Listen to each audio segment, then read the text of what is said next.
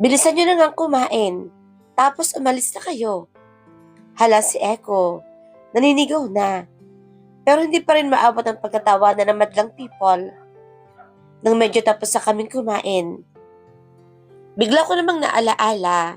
Nag-bake nga pala ako kaninang umaga ng cake. Alam ko kasing darating si Echo.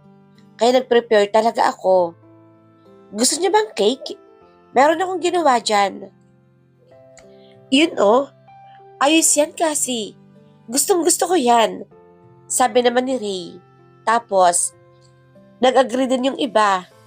Okay. Sige, wait lang. Kunin ko sa ref. Tatayo na sana ako. Pero hinigit na Echo yung arm ko. Kaya napaupo na lang ulit ako. Uuwi na sila. Kakain pa kami ng cake, boss. Di ba kasi? Sabi ni Paul habang nakangiti. Ha? Oo naman. Kukunin ko na nga sana sa ref eh. Sabi ko, habang nakatingin kay Echo. Pwede pakitanggal yung hawak mo sa akin. Kukuhanin ko iyong cake. Ayaw niya pa rin kasi akong paalisin. Bibilihan ko na lamang kayo ng cake bukas. Lumayas na nga kayo. Gusto namin kumain ngayon ng cake. Boss, nakangisi pa si Ray. Hindi nga pwede. Aalis na kayo. Dito na lang kaya ako matulog. Parang ang forma kasi ng bahay mo, boss. Okay lang naman kasi, di ba? Nakangisi na naman itong si Paul. Ha, sige. Okay lang naman. May extra room naman kami pa dyan eh. Kaya lang si Echo, parang nagiging hawk na talaga. Ang sama na kanyang tingin kay Paul. Oy, tama na nga yan. Huwag niyo na nga asarin si boss. Sabi ni Bessie. Tapos tumayo na. Halika kasi. Tulungan na kitang magligpit. Tapos, alis na kami pagkatapos. Alis na agad. Dito muna tayo. Sabi ni Ray. Ayoko nga. Lumalabas na ang pangil ni boss. Baka mamaya, mangagat na yan. Tinulungan din kami ni Lucy sa pagliligpit. Yung mga lalaki naman, naiwan sa sala. Parang may naririnig pa akong ingay sa living room. Pero sabi nila Bessie, huwag ko na lang daw pansinin. Hindi naman siguro sila magkakasakitan, di ba? Nang matapos, hinatid na namin sila sa pinto. Ay pa rin sanang umuwi na Ray at Paul. Dito na lamang kaya din ako matulog. Ayos lang naman kasi, di ba? Okay lang naman din, Ray. Tabi na lang kayo ni Paul sa kwarto. Yun naman pala eh. Tara, Ray, pare. Dito muna tayo. Umalis na kayo. Alis. Tinulak-tulak sila ni Echo. Palabas ng pinto. Sina Bessie kasi, kanina pang nasa labas. Nagbabay ako sa kanila.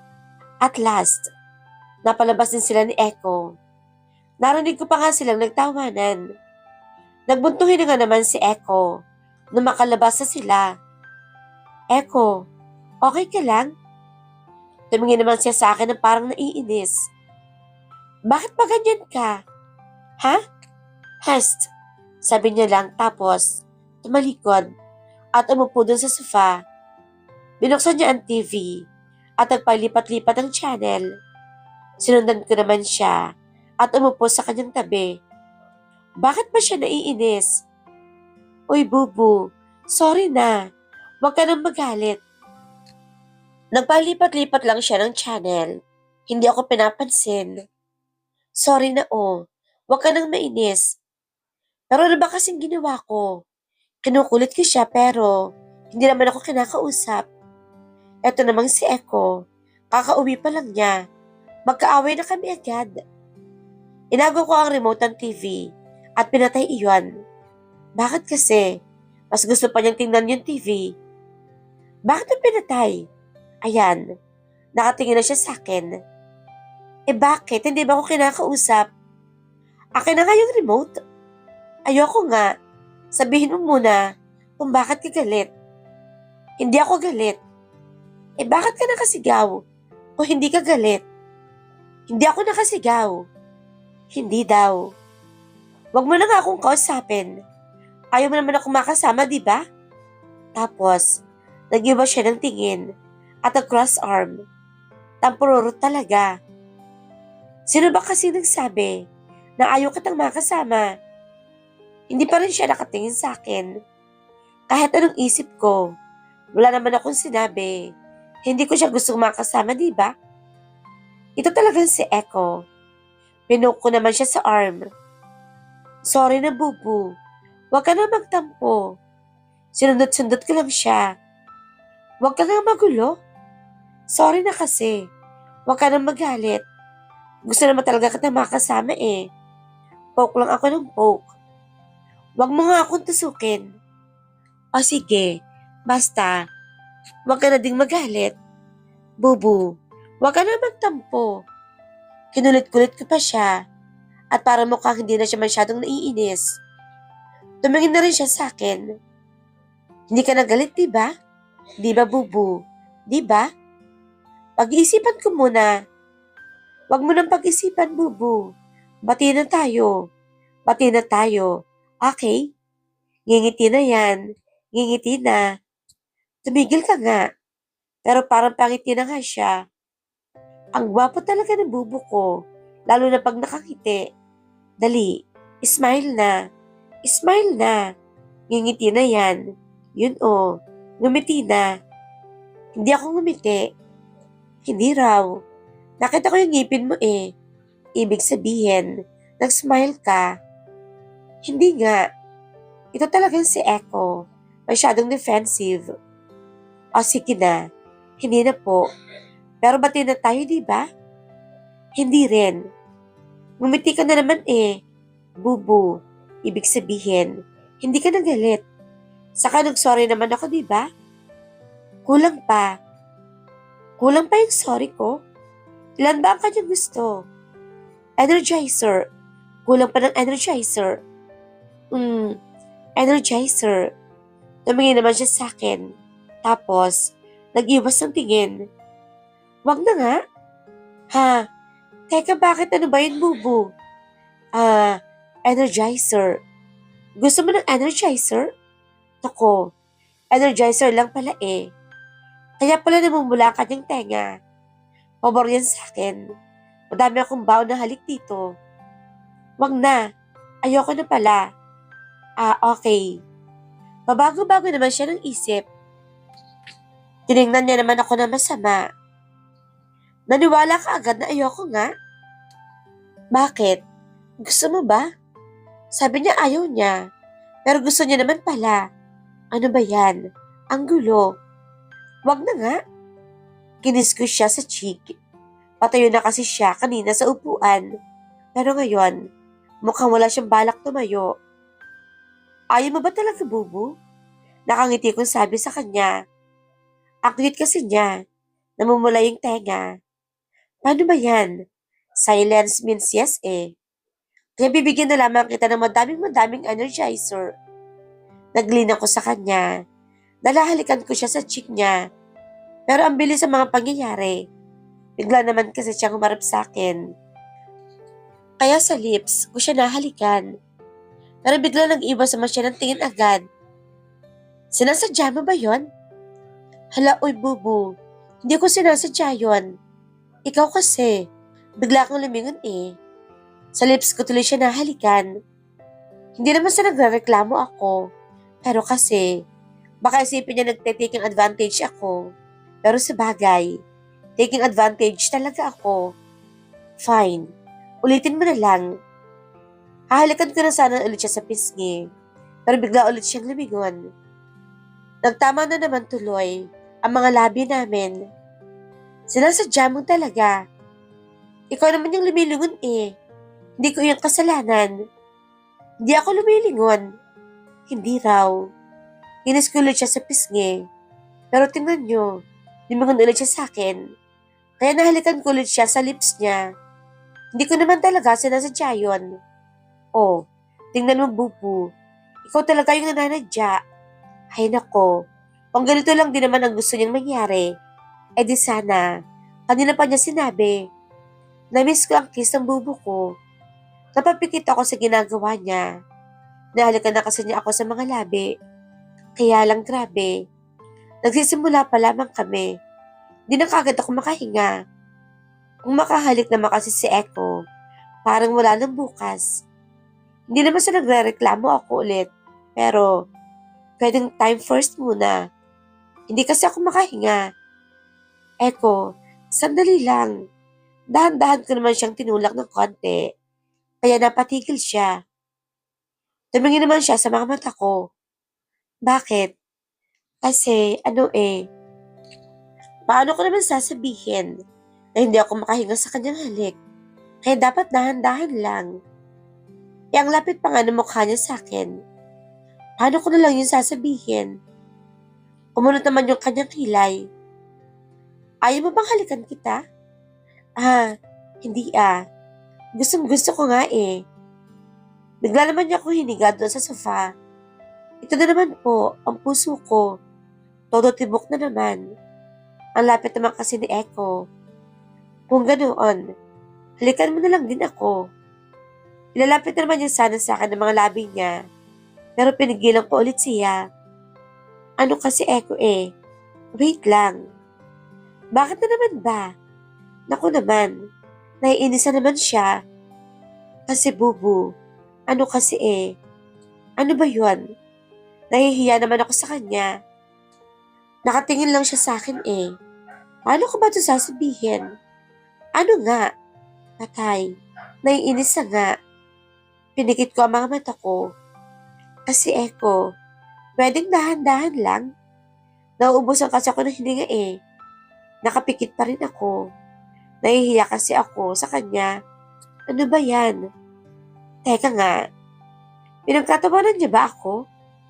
Minulat ko na naman ang mga mata ko. Nagpipigil nga siya ng ngiti. Ang hirap kayang sabihin nun. Ikaw, Bubu, bakit ka tumatawa? Mukha naman. Pinipigilan niya ang sarili niyang ngumiti. Hindi ako tumatawa. Anong hindi? Pinagtatawanan mo ata ako eh. Ito talagang si Echo. Hindi naman talaga ako makahinga kanina eh. Sorry, na-miss kasi kita. Hinilkan niya ako sa noo ko, sa ilong, at sa mga labi na hindi ko na siya pinigilan. Minsan lang mag-sorry si Echo. Minsan lang din, magbitaw ng mga matatamis sa salita. Makakatanggi pa ba ako niyan? Pero in fairness naman, dahan-dahan na nga siya sa akin ngayon. Kaya mas feel na feel ko naman. Pinikit ko na ang mga mata ko. And I started responding to his kisses. Miss na miss ko na talaga si Echo. Please, please, wag na siyang umalis ever. Hindi ko na kayang wala siya. Bigla naman, tumunog ang doorbell. Napabukas na naman ang mga mata ko. Gabi na ah. Sino pa kaya ang dadalaw sa amin? Grabe naman ang pagdo-doorbell. Pero si Echo, parang wala pa rin naririnig. Hinahalikan pa rin niya kasi ako eh. Pero patuloy pa rin yung pagtunog ng doorbell. Maya-maya pa, sa may leeg ko naman. Pero kasi, may bisita kami eh. Bubu. Patuloy pa rin siya sa kanyang ginagawa sa akin. Wala ka bang naririnig? Todo doorbell na naman kasi ang tao sa labas. Huwag mo na yung pansinin. Tapos, nilikan ulit ako sa aking mga labi. Huwag kang ganyan, Echo. Hindi ko na talaga papansinin. Pag nagkataon, napapikit na ang mga mata ko. Kaya lang, biglang tumunog ang phone. Echo, sandali lang. Ano na naman? Yung phone ko kasi eh. Tapos, may nagdo-doorbell pa. Baka importante. Please, Echo. Sandali lang. Makakalimutan ko na naman ng mga kailangang gawin. Buti na lang.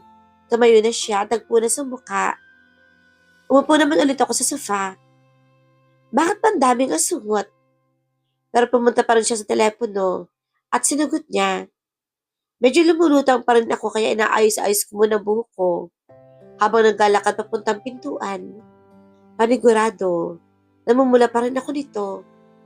Hay, ang tagal tini-wini ha? Ange, Kev, bakit andito kayo? Maniningil, sabi ni Kev sa phone niya.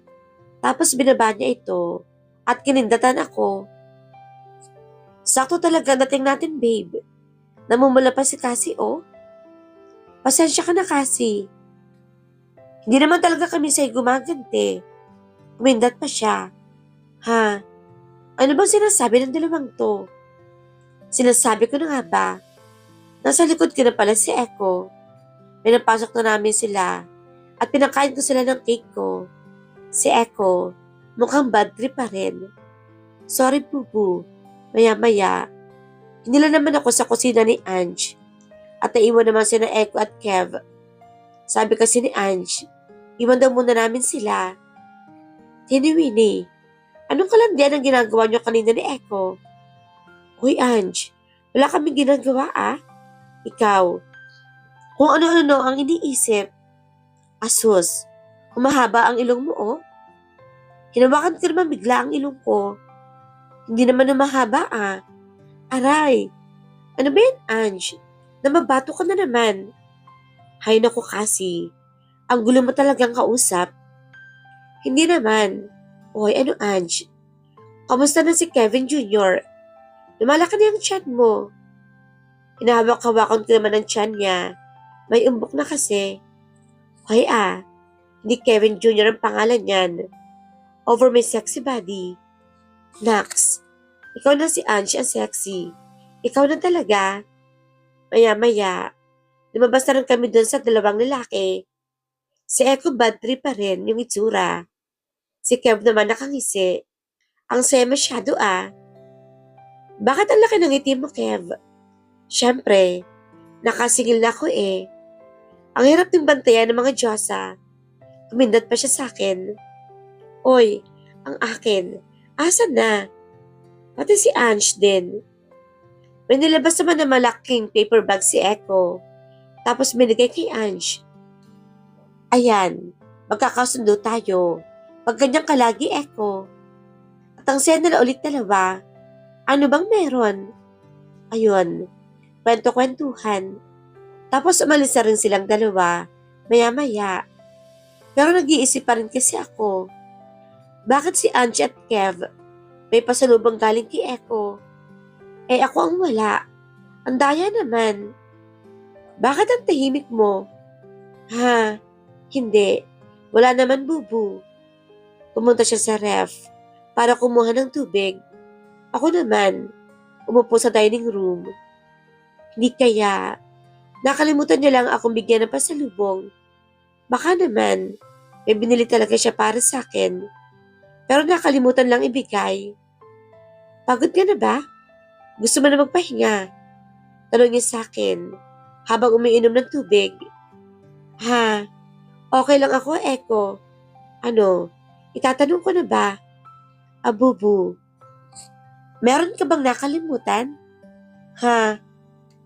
Alam mo na, since nagpunta ka sa London, wala ka bang nakalimutan? Nakakulot naman ang kanyang noo habang nakatingin sa akin. Naku, wala ba talaga siyang pasalubong para sa akin? Eh bakit sina Kev at Ange? Meron. Tapos ako wala. Ganyan kay Echo. Tumayo ako at magadrama na lang sa kwarto. Ang unfair. Bakit wala akong pasalubong? Binaba naman niya ang baso. Tapos sinawakan ako sa arm para pigilan akong umalis. May nagawa ba ako? Hindi niya ba talaga alam? Nagpout ako. Ganyan kay Echo. Ang unfair mo talaga. Bakit ba? Anong ginawa ko? Hindi mo talaga alam? Nakakainis ka naman, Bubu eh. Tinanggal ko ang kamay ko sa kanyang arm. Pero hinawakan niya ulit. Bakit ka ba galit? Wala kasi akong pasalubong eh. Wala ka man lang binili para sa akin. Tapos sina Ange at Kev, meron. Ang daya mo naman, Bubu. Nagpout ulit ako. Sino ba nagsabi sa'yo wala akong pasalubong para sa'yo? Nalaki naman bigla ang mga mata ko. Tapos, ngumiti ng napakalaki. Talaga? Ibig sabihin, may pasalubong ka din sa akin. Bubu, akin na. Akin na. Mamaya na lang. Ngayon na lang. Yung kina Ange nga at Kev, binigay mo na eh. Bag at sapatos lang naman kasi ang pinabili ni Ange.